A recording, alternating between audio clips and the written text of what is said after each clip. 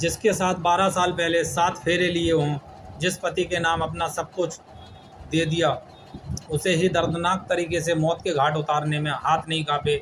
आखिर इसके पीछे क्या वजह रही होगी, ये सोचकर हर किसी का दिल दहल उठेगा। यही सोचकर पुलिस भी पति का कत्ल करने वाली उस महिला से सब कुछ पूछ रही थी, लेकिन वह इधर उधर की बातें बता रही। लेकिन जब उस महिला से पुलिस ने इमोशनल होकर बात की तो वह टूट गई और जो अब बीती सुनाई उसे सुनकर पुलिस अधिकारी भी दंग रह गए। नमस्ते, आदाब, सत श्री अकाल। मैं सोनू दीक्षित क्राइम से जुड़ी पहली कहानी लेकर आपके सामने हूँ। कहानी है राजस्थान के भरतपुर की।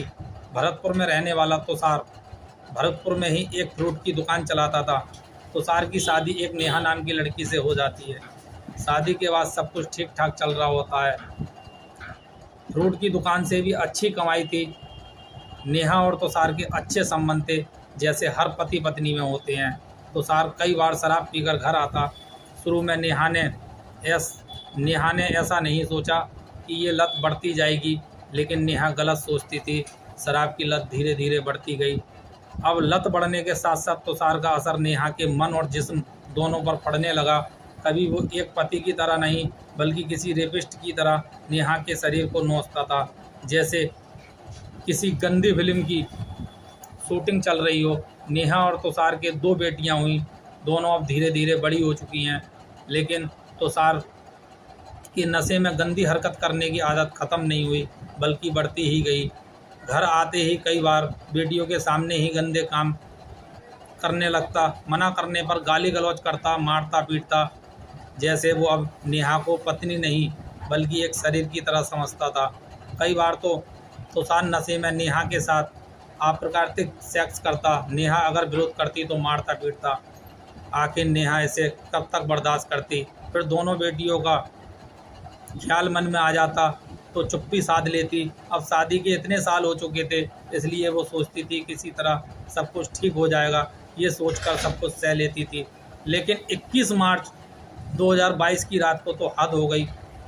पति तुषार शराब के नशे में डूबकर घर पहुंचता है, मारपीट करने लगता है, नेहा के शरीर पर टूट पड़ता है, नेहा के जिस्म को नोचने लगता है। बेटियां देखने लगती हैं। नेहा ने बेटियों को दूसरे कमरे में भेज दिया। अब तुषार गंदी हरकतें करने लगा।